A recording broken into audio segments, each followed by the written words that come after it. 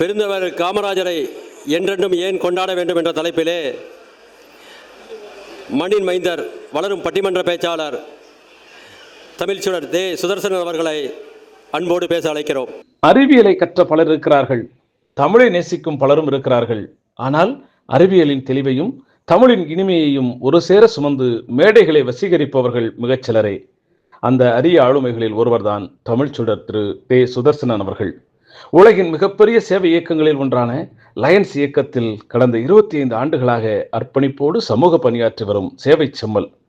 தொழிலாளர் இயற்பியல் ஆசிரியர், இதயத்தால் தமிழாசிரியர், அறிவியலை மாணவர்களுக்கு கற்பிப்பதோடு தமிழின் இனிமையை மக்களின் உள்ளங்களில் விதைத்து வருபவர். பட்டிமன்ற மேடைகளிலெல்லாம் பட்டியை கிளப்புபவர். தன்னம்பிக்கை பயிலரங்குகளில் தன்னம்பிக்கையை விதைப்பவர்.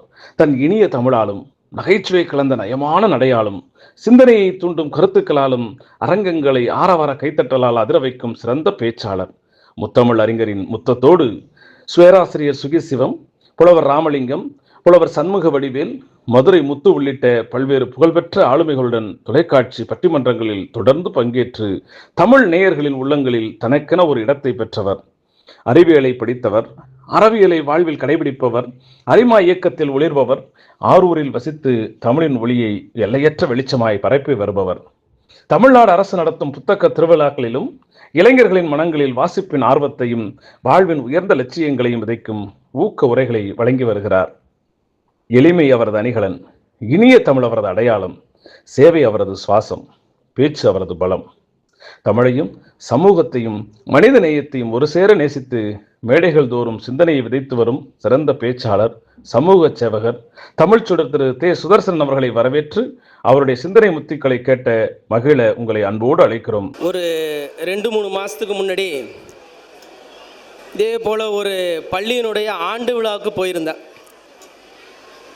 முன் வரிசையில் உட்கார்ந்துருக்கேன். ஒரு 4ஆம் வகுப்பு படிக்கிற பையன் அங்கேருந்து ஓடி வந்தான். ஐயா, நீங்கள் தான் சிறப்பு விருந்தினரா, சிறப்பு பேச்சாளரா அப்படின்னு கேட்டான். ஆமாண்டா, நான் தாண்டா சிறப்பு பேச்சாளர், ஏன்டா கேட்ட அப்படின்னு கேட்குறேன். இல்லை, நீங்கள் பேசி முடித்ததுக்கப்புறம் தான் எங்களுக்கு இந்த ப்ரைஸ்லாம் கொடுப்பாங்களாம், அதான் நீங்கள் எப்போ பேசி முடிப்பீங்க அப்படின்னு கேட்டேன். அப்படி சரின்னு விட்டுட்டேன். ஒரு அரை மணி நேரம் கழித்து மீண்டும் அந்த பையன் என்ன கண்டுபிடிச்சான், நான் அவனை போய் கண்டுபிடிச்சி டே, ஒரு அரை மணி நேரம் நான் பேசுனேடா, இதில் உனக்கு எதிராக ரொம்ப பிடிச்சிருந்தது அப்படின்னு கேட்டான். சார், நீங்கள் அரை மணி நேரம் பேசுன அந்த கடைசியாக பேசுனீங்களே, அவன் அந்த கடைசியாக நான் ஒரு குட்டி கதை சொன்னேன், அதுவா? இல்லைங்க, அது இல்லைங்க சார், வேற இந்த கடைசியாக இத்துடன் என்னுடைய உரையை முடித்துக் கொள்கிறேன்னு சொன்னப்பாரு, அது வேற லெவல் சார் அது அப்படின்னு சொன்னான். அப்படின்னா அது போன்ற ஒரு மனநிலையில் தான் இப்போ மாணவர்கள்லாம் அமர்ந்திருக்கீங்க அப்படிங்கிறது எனக்கு தெரியும். என்றாலும் கூட கர்ம வீரர் காமராஜரை பற்றிய அவர் ஏன் கொண்டாடப்பட வேண்டும் என்ற செய்தியை பகிர வேண்டியது என்பது இப்போது கட்டாயம். மாணவர்கள் ஆரூரின் சாதனையாளர்களாக இங்கு எதிரில் அமர்ந்திருக்கிறீர்கள். எப்போதும் உற்சாகமானவர்கள் நீங்கள். அந்த உற்சாகத்தை டெஸ்ட் பண்ணுறதுக்காண்டி ஒரே ஒரு சின்ன செய்கை இப்போ செய்யணும். எல்லாம் ரெடியாக இருந்துக்குங்க, சரியா? இப்போ நான் 3ன்னு சொல்லுவேன், 3ன்னு சொல்லுவேன். அப்போ ஒரே ஒரு முறை கைத்தட்டணும், சரிங்களா இல்லையா? இல்லை, ரெடியாக இருக்கியா? ஒரே ஒரு கைத்தட்டு தட்டினீங்கன்னா சிறந்த முறையில் கைத்தட்டுறவங்களுக்கு பரிசு உண்டு. இப்போ தட்டுற கைத்தட்டு பஸ் ஸ்டாண்டு வரைக்கும் கேட்கணும். எல்லாம் ரெடியாக இருக்கியா? Ready two. அப்போ நம்ம அந்த அளவில் தான் இந்த விழாவில் உட்கார்ந்துருக்கோம்.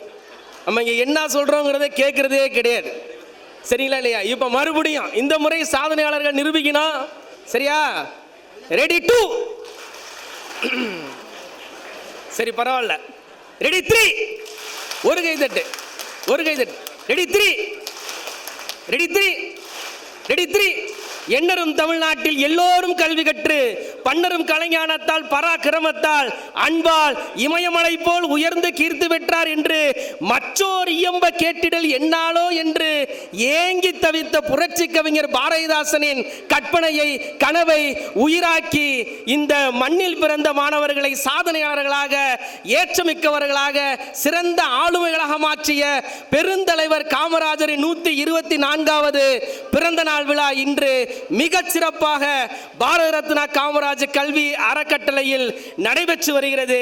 இந்நிகழ்வில் கலந்து கொண்டு விழா தலைமையாற்றிய முனைவர் முருகனையா அவர்களுக்கும் மிகச் சிறப்பானதொரு தன்னம்பிக்கை உரையை இங்கு தந்து சென்றிருக்கக்கூடிய ஐயா கலைமாமணி தவமணி ஐயா அவர்களுக்கும் எழுச்சியுரை எப்பொழுதும் ஆற்றி வருகின்ற எங்கள் அன்பிற்கினிய ஜெகனையா அவர்களுக்கும் இந்நிகழ்வை மிகச்சிறப்பாக தொகுத்து வழங்கியிருக்கின்ற பால்வனவின் நிகழ்வினுடைய தலைவர், செயலர், பொருளர் அத்துணை பேரையும் இந்த நல்ல நிகழ்வில் வந்திருக்கக்கூடிய சாதனையாளர் மாணவர்களையும் பெற்றோர்களையும் வணங்கி மகிழ்ந்து, அன்பார்ந்த மாணவர்களே, ஒரு சில ஒரு கையில் கைத்தடியை பிடிச்சிக்கிட்டு அரை ஆடையோட ஒரு மூக்கு கண்ணாடியோட நடக்கிறது மாதிரி இருந்ததுன்னா அந்த சிலை சுதந்திர போராட்டத்திற்காக அகிம்சை என்ற ஒற்றை ஆயுதத்தை கொண்டு ஆங்கில ஏகாதிபத்தியத்தை விரட்டி அடித்த மகாத்மா காந்தியினுடைய சிலை என்று நம்மால் அறிந்து கொள்ள முடியும்.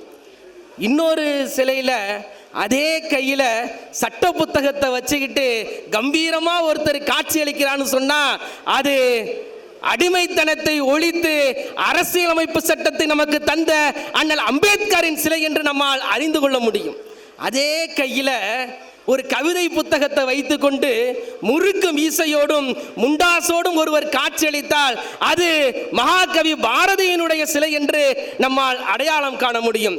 ஆனால் அன்பு மாணவர்களே, ஒருவர் தன்னுடைய 2 கைகளிலும் 2 மாணவர்களை சீருடையோடு கையில் தோள்பையில் புத்தகங்களோடு பள்ளிக்கு ஒருவர் அனுப்பி வைப்பது போல் ஒரு சிலை இருக்கிறது என்று சொன்னால் அது உலகத்திலேயே கர்ம வீரர் காமராஜரின் சிலையாகத்தான் இருக்க முடியும் என்று சொன்னால், அதுலயும் ஒரு சிறப்பு என்னன்னு பார்த்தீங்கன்னா, வலது கையில் நல்லா அழகாக தலை சீவிக்கிட்டு கையில் புத்தகத்தை வச்சுக்கிட்டு தோளில் அந்த பையை மாட்டிக்கிட்டு ஒரு பெண் குழந்தையை அழைச்சிட்டு போவார். தலைவாரி பூச்சூடி உன்னை பாடசாலைக்கு போ என்று சொன்னால் உன் அன்னை சிலை போல ஏன் அங்கு நின்றாய், நீ சிந்தாத கண்ணீரை ஏன் சிந்துகின்றாய், மலைவாழை அல்லவா கல்வி நீ வாயார உண்ணுவாய், போ என் புதல்வி என்று கவிஞர்கள் பாட மட்டும்தான் செஞ்சாங்க. ஆனால் அந்த பாடலுக்கெல்லாம் உண்மையாக அர்த்தம் விட்டு சென்றவர் நம்முடைய கர்ம வீரர் என்று சொன்னால் அவர் இன்று மட்டுமல்ல என்றென்றும் கொண்டாடப்பட வேண்டியவர் என்பதில் எவ்விதமான மாற்று கருத்தும் இல்லை. இப்போ சமீபத்தில் ஒரு செய்தியை கடந்து வந்தேன். எங்கள் திருவாரூர் பற்றிய செய்தி காமராஜர் வாயிலிருந்து வந்திருக்குங்கும் போது எனக்கு ரொம்ப பெருமிதமாக இருந்தது.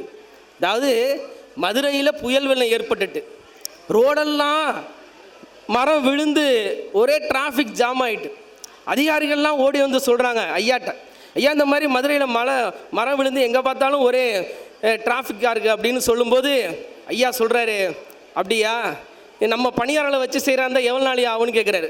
அது 1 வாரத்துக்கு மேலே ஆகும் இந்த மரங்களெல்லாம் நம்ம தூய்மைப்படுத்தணும்னா அப்படின்னு சொல்கிறான். அப்படியா, இப்போ நான் ஒரு அறிவிப்பு சொல்கிறேன், அதை போய் நீ சொல்லிடுங்கிறாரு. என்ன அறிவிப்புன்னா, அந்தந்த வீட்டுக்கு எதிரில் விழுந்த மரங்கள் அவர்களுக்கே சொந்தம்னு சொல்லிடு.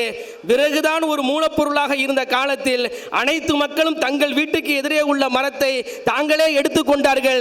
வீதி ஒரே நாளில் சுத்தமானது. அதிகாரிகள்லாம் பெரிய ஆச்சரியம், இது எப்படா அது சாத்தியம் அப்படின்ட்டு ஐயாட்ட போய், என்னையா நாங்கள் ஐஏஎஸ் படிச்சிருக்கோம், ஐபிஎஸ் படிச்சிருக்கோம், எங்களுக்கே தெரியல, இது எப்படி அவங்களுக்கு தோணுன்னு கேட்கும்போது, அது ஒன்றும் இல்லையா, போன வாரம் ஒரு சொற்பொழிவு கேட்டேன், அதில் திருவாரூரில் நடந்த ஒரு சம்பவத்தை பற்றி கேட்டேன். திருவாரூரில் குண்டையூர் கிழார் அப்படின்னு அந்த திருக்கோள பக்கத்தில் ஒருத்தர் இருந்தார். அவர் சுந்தரருக்கும் பறவை நாச்சியாருக்கும் தினம்தோறும் திரு அமுது படைக்கிறது என்பது அவருடைய மிகப்பெரிய சேவையாக நாள்தோறும் செஞ்சுக்கிட்டு வரார். ஆனால் என்னன்னு பார்த்தீங்கன்னா, திடீர்னு இங்கே ஒரு பெரிய பஞ்சம் ஏற்பட்டுருது, தானியம்லாம் விளையாமல் போயிடுது. இப்போ என்னடா பண்ணுறது அப்படின்னு குண்டையூர் நைட்டில் சிவபெருமான்கிட்ட வேண்டிக்கிட்டு படுத்துடுறாரு.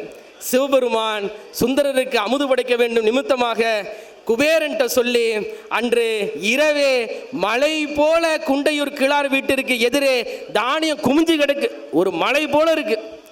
விடிந்து எழுந்து குண்டையூர் கிழார் வந்து பார்க்குறாரு, இவ்வளவு தானியம் இருக்கே, சிவபெருமானுடைய கருணை இது, ஆனால் இதை எப்படி நம்ம போய் திருவாரூரில் சேர்க்க முடியும், அதுக்கெல்லாம் வாய்ப்பே இல்லைன்னு சொல்லி சுந்தரர்கிட்ட சொல்லும் போது சுந்தரர் பதிகம் பாடி அன்று இரவே பூதகரங்கள் வந்து அத்துணை நெல்லையும் திருவாரூர் 4 வீதிகள் மட்டுமல்ல ஒவ்வொரு வீதிகளிலும் ஆள் உயரத்திற்கு குமித்து சென்றது. அதை இப்பொழுது கூட நாம் பூதநெல் திருவிழாவென்று போன வாரம் கொண்டாடி மகிழ்ந்தோம். அந்த நிகழ்வில் அன்னைக்கு காலையில் வீட்டில் உள்ளவங்களாம் எந்திரிச்சு வந்து கதவை திறந்து பார்க்குறாங்க. கோலம் போடுறதுக்காண்டி பார்க்கும் பொழுது ஆள் உயரத்துக்கு வந்து தானியம் கிடக்கு. என்ன பண்ணுறேன்னு தெரியாமல் தாய்மார்கள்லாம் தவிக்கும் பொழுது பறவை நாச்சியார் சொன்னாங்களாம், யார் வீட்டு எல்லைக்குள் எவ்வளவு தானியங்கள் இருக்கிறதோ அதுவெல்லாம் அவர்களுக்கே சொந்தம், எடுத்துக்கொள்ளுங்கள் என்று சொன்ன பொழுது அந்த ஒரு நாளில் வீதி சுத்தமானது. இந்த சம்பவத்தை தான் நான் கேட்டேன். அன்பானவர்களே, புயல் வரும்போது கூட ஒருத்தருக்கு புராணத்தினுடைய செய்தியால் மக்களுக்கு நலத்திட்டங்கள் செய்ய முடியும் என்று சிந்தித்தார் என்றால் அவர் பெருந்தலைவர், என்றென்றும் கொண்டாடப்பட வேண்டியவர். அதாவது அவருடைய மருத்துவர் சௌரிராஜா அங்கேருந்து வராரு. ஐயா, நம்ம மெட்ராஸ் மெடிக்கல் காலேஜில் வந்து லேப் அசிஸ்டன்ட் போஸ்ட் அறிவிச்சிருக்காங்க. நம்ம ஊர் பையன் 23வது ரேங்க் வந்துட்டான், அவனுக்கு இது இடம் கிடைக்கல, நீங்கள் தான் எப்படியாச்சும் சிபாரிசு பண்ணி, இந்த பேர் இது வச்சிக்காத, சிபாரிசு எனக்கு பிடிக்காதுன்னு, அந்த வார்த்தையே நீ சொல்லக்கூடாதுன்னு அப்படிங்கிற. சரி, அப்போ நீ போப்பா, நீ போய் உன்னோட முடி திருத்துற வேலையே உங்கள் பரம்பரை தொழிலே நீ திரும்பி செய்ய அப்படின்னு சௌரி அந்த பையன்கிட்ட சொல்கிறார். உடனே ஒரு நிமிஷம் நிப்பாட்டு, என்ன அப்படியா, முடி திருத்துற பையன் முதல் தலைமுறை பட்டதாரியா, சார் ரைட்டுன்னு மறுபடியும் டைரக்டருக்கு ஃபோன் அடித்து அந்த 20 சீட்டை 30 சீட்டாக ஆக்கிடு அப்படின்னு சொல்கிறார். அதுக்கு என்ன தொகையோ அதை பட்ஜெட்டில் ஒதுக்கிடுன்னு சொல்லி அந்த பையனை கூப்பிட்டு சொல்கிறாரு, இந்த பாரு, என்னுடைய குடும்ப டாக்டர் சௌரி சொன்னாருங்கிறதுக்காண்டி நான் உனக்கு இதை செய்யலை, நீ ரொம்ப நல்லவனாக இருக்க அப்படிங்கிறதுக்கு நான் உன்னை செய்யலை. இது நாள் வரை பரம்பரையாக உங்கள் வீடு ஒரு முடித்திருத்தும் தொழிலாளியின் வீடு என்று அழைக்கப்பட்டது. ஆனால் இன்று நீ பெற்ற கல்வியின் காரணமாக இனி இது மெடிக்கல் ஆபீசர் வீடு என்று அழைக்கப்படும் என்று சொன்னால் என்றால் எவ்வளவு பெரிய சிந்தனை! பெருந்தலைவர் காமராஜர் என்றென்றும் கொண்டாடப்பட வேண்டியவர் என்பதற்கு இதைவிட மிக சிறந்த சான்று எதை சொல்ல முடியும்? இப்போ எங்கள் திருவாரூர் சம்பந்தமாகவே நான் ஒன்று சொல்கிறேன். திருவாரூர் மாப்பிள்ளை ஒருவருடைய செய்தி அது. அலங்காநல்லூரில் திண்டுக்கலுடைய இடைத்தேர்தல் பொதுக்கூட்டத்தில் ஒரு 14 வயது பையன் ரொம்ப ஆவேசமாக பேசிக்கிட்டு இருக்கான். காமராஜர் ஆட்சியினுடைய நலத்திட்டங்களை அவ்வளோ அற்புதமாக பேசிக்கிட்டு இருக்கான். இருக்கக்கூடிய கூட்டங்கள் எல்லாம் அப்படியே ஆரவாரம் விடுது, அப்படியே அவனை புகழ்கிறது, அவனுக்கு கை தட்டுகிறது, அங்கலாய்க்கிறது. எல்லாரும் ரொம்ப அவனுடைய பேச்சை ரசித்து கேட்டுட்டு இருக்கும்போது ஒரு கார் வந்து நிற்கிது. அந்த காரில் ஒரு காங்கிரஸினுடைய ஒரு பெரிய தலைவர் வந்து இறங்குகிறார். அவரும் அந்த பேச்சை கேட்குறாரு. கேட்டு முடித்த பின்பு அந்த பையனை அழைத்து, நீ எங்கப்பா போகணும்னு கேட்குறாரு. மதுரைக்கு போகணுங்கிறான். சரி, என் கார்லேயே ஏறு அப்படின்னு அந்த காரில் ஏறி உட்கார்ந்த பொழுது இவனுக்கு ரொம்ப பெருமிதம். இப்போ நம்ம இவ்வளவு தூரம் இவ்வளவு சிறப்பாக பேசுகிற இந்த மக்களாக நம்மளை பாராட்டினாங்க, இந்த தலைவரும் நம்மளை பாராட்ட போகிறாரு அப்படின்னு சொல்லி ரொம்ப பெருமிதமாக அந்த இடத்துல போய் உட்கார்றான்.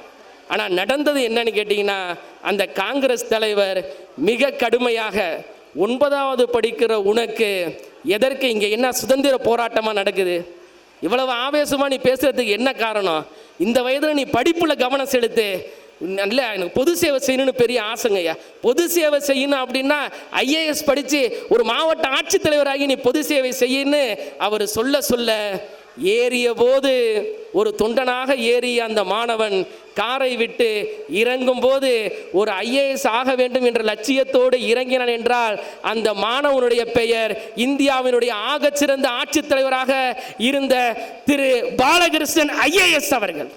அந்த காரில் இருந்து ஆட்சியை பற்றி நல்ல விதமாக சொன்னாலும் அவனை திட்டிய அந்த பெருந்தலைவர் யார் என்று சொன்னால் வேறு யாருமல்ல, நம்முடைய கர்ம வீரர் காமராஜர் என்று சொன்னால் நான் உங்களெல்லாம் கெடுத்துருவோம் போல இருக்கையா அப்படின்னு சொல்லி வருத்தப்பட்டார். ஒவ்வொரு மாணவனும் படிக்க வேண்டும் என்ற அந்த சிந்தனையை மட்டும்தான் அவர் கடைசி வரை, அதாவது இங்கே சொல்லிட்டு போனாங்க, ஐயா அழகாக சொன்னாங்க. அதாவதுங்க எல்லாருக்கும் தெரிஞ்சது தான், காரை விட்டு இறங்குறாரு, மாடு மேய்க்கிறான். கூப்பிட்டு ஏன்டா ஸ்கூலுக்கு போனால், ஐயா ஸ்கூலுக்கு போனால் மதிய உணவு போடுவீங்களா, சரி மதிய உணவு போடுறேன்னு சொல்லி தலைமைச் செயலகத்துக்கு வந்து நிதியமைச்சரை கூப்பிட்டு மதிய உணவு போடணும் அப்படிங்கும்போது அதற்கு நிதி இல்லைங்கும்போது அழகாக ஒரு பெண்மணி இங்கே சொல்லிட்டு போனாங்க, மாணவி, கற்கை நன்றே பிச்சை புகினும் கற்கை நன்றே, நான் பிச்சை எடுக்கிறது தயார் அப்படின்னு. ஆனால் அதனுடைய பொருள் என்னன்னு கேட்டிங்கன்னா, கற்கை நன்றே பிச்சை புகினும் கற்கை நன்றேனா நான் படிக்கிறதுக்காக பிச்சை எடுக்கலாம், தப்பு இல்லை, அதுதான் அதனுடைய பொருள். ஆனால் காமராஜர் தனக்காக அல்ல, தன் நாட்டு மாணவர்களுக்காக பிச்சை எடுக்க தயார் என்று சொல்லி மதிய உணவு திட்டத்தை ஆரம்பிக்கிறார். என் அன்பானவர்களே, இந்த செய்தியை உங்கள் மனதில் ஆழ பதித்து வைத்துக் கொள்ளுங்கள். இந்தியாவில் 1956ஆம் ஆண்டு மதிய உணவு திட்டம் அறிமுகப்படுத்தப்பட்ட போது, நம்முடைய தமிழ்நாட்டில் கர்ம வீரரால் பாளையங்கோட்டையில் எட்டயபுரத்தில் அறிமுகப்படுத்தப்பட்ட போது, இந்தியாவில் எந்த ஒரு மாநிலத்திலும் இந்த திட்டம் இல்லை. எந்த ஒரு மாநிலத்திலும் இந்த திட்டம் இல்லை என்பது கூட அல்ல, எந்த ஒரு மாநிலத்தின் தலைவரின் உள்ளத்திலும் இதுபோல ஒரு திட்டம் உதிக்கவில்லை. ஒரே தலைவர் கர்ம வீரருக்கு உதித்தது. சரி, மதிய உணவு போட்டாருங்க, போட்டு பிள்ளைங்களாம் ஸ்கூலுக்கு வருதான்னு அப்போ தான் சிந்திச்சு பார்க்குறாரு. இப்போ மாடு மேய்க்கிறதுக்கு ஒரு 2000 போட்டால் போதும், ஆனால் பள்ளிக்கு வரணும்னா அவனுக்கு சீருடை வேணும் இல்லையா அப்படின்னு சொல்லி இலவச சீருடையும் அறிமுகப்படுத்துறாரு. மதிய உணவு போட்டுட்டாரு, சீருடை கொடுத்துட்டாரு. அப்பவும் மாணவருடைய வருகை கம்மியாக இருக்கு. என்னன்னு சிந்திச்சு பார்க்குறாரு. அப்பதான் யோசிக்கிறாரு, தூரம் ஒரு பெரிய காரணமாக இருக்கு அப்படின்னு சொல்லி ஒவ்வொரு 3 மைல்களுக்குள்ளும் ஒரு பள்ளியை உருவாக்க வேண்டும் என்று சொல்லி 6000க்கும் மேற்பட்ட பள்ளிகளை உருவாக்கி மாணவர்களுடைய கல்வியின் மேம்பாட்டிற்கு காரணமாக இருந்தவர் கர்ம வீரர் காமராஜர்னு சொன்னா, யாம் பெற்ற இன்பம் பெருகை வையகம்ங்கிறது நம்முடைய தமிழ் சொல்லுது. ஆனால் கர்ம வீரர் என்ன சொல்றாருன்னு கேட்டிங்கன்னா, யாம் பெறாத அந்த கல்வி இன்பத்தையும் தன்னுடைய மாணவர்கள், தமிழ்நாட்டு மாணவர்கள் பெற வேண்டும் என்று சொல்றார். ஒரு சின்ன செய்தி சொல்லிட்டு நான் விடைபெறுறேன். இங்கே மாணவர்களும் இருக்கீங்க, அவருடைய பெற்றோரும் இருக்காங்க. அதாவது நம்ம பக்கத்தில் உள்ள மாவட்டம் தஞ்சாவூர், அதனுடைய ஒரு 2 மாதத்துக்கு முன்பு உள்ள ஆட்சித்தலைவருடைய பெயர் பிரியங்கா பங்கஜம் IAS. அவங்க சிறு வயதிலேருந்தே அவங்களுடைய தாயார் தன்னுடைய மகள் IAS ஆக வேண்டும் என்று சொல்லி கடுமையாக அவளுக்காக இவங்க உழைக்கிறாங்க, இவங்க பணம் கட்டுறாங்க, தன்னுடைய நகையெல்லாம் அடகு வச்சு ஃபீஸ் கட்டி அவங்க பொண்ணை படிக்க வைக்கிறாங்க. அந்த பொண்ணு தன் தாயினுடைய கனவை நனவாக்குகிறது. அது IAS எக்ஸாம் பாஸ் பண்ணுறாங்க, UPSC எக்ஸாம் கிளியர் பண்ணுறாங்க. அவங்க தன்னுடைய தாய்க்கு நன்றி கடன் செலுத்தணும் அப்படின்னு சொல்லி ஒரு வேலை செய்கிறாங்க. அது என்ன தெரியுமா? அவங்களுடைய பெயர் பிரியங்கா, தன்னுடைய தாயின் பெயர் பங்கஜம்.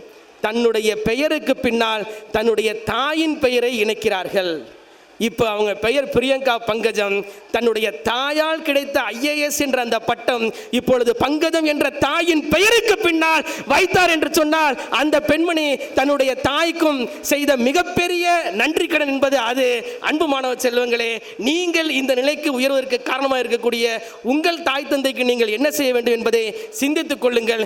நான் ஆனால் சொல்வது என்னவென்று சொன்னால், எப்படி பிரியங்கா பங்கஜம் ஒரு காரணமாக இருந்தாரோ அதுபோல நம்முடைய படிப்பிற்கும் காமராஜர் அவர்கள் ஒரு வேறாக இருக்கிறார் என்பதில் எவ்விதமான ஐயமும் இல்லை.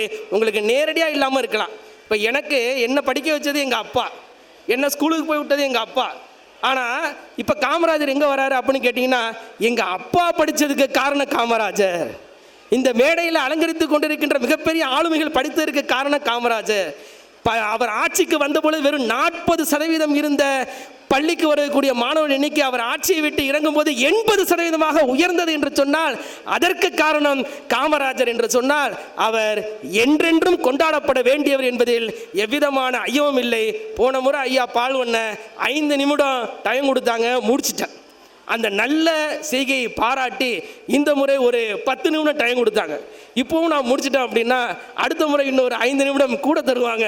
அந்த ஒரு நல்ல எண்ணத்தில் நிற்பதற்கே இடம் இருக்கும், நின்றால் தடை இருக்கும், நிமிர்ந்து நின்றால் தலை இடிக்கும், நிற்பதற்கே இடமிடிக்கும். அப்படி ஒரு குடிசையில் ஐயா நீ வந்துதித்தீர். அப்படி ஒரு ஏழ்மையான நிலையில் வந்துதித்த ஐயா காமராஜர் 9 ஆண்டுகள் இந்திய நாட்டின் சுதந்திரத்துக்காக சிறையில் இருந்து 9 ஆண்டுகள் ஆட்சி புரிந்து ஆறுகள் இருக்கும் இடமெல்லாம் அணைகள் கட்டி இந்த மாணவர்களை தரணியில் சிறந்த மாணவர்களாக உருவாக்கி காண்பித்தார் என்று சொன்னால், பெருந்தலைவர் காமராஜர் என்றென்றும் கொண்டாடப்பட வேண்டியவர், உலகம் உள்ளவரை கொண்டாடப்பட வேண்டியவர். ஆரூர் உள்ளவரை பாரத ரத்னா காமராஜர் கல்வி அறக்கட்டளையும் இந்த நிகழ்வை நடத்தும். இதனுடைய புகழும் எப்போதும் இருக்கும் என்று சொல்லி அற்புதமான வாய்ப்புக்கு நன்றி கூறி விடைபெறுகிறேன். எதிர்காலத்தில்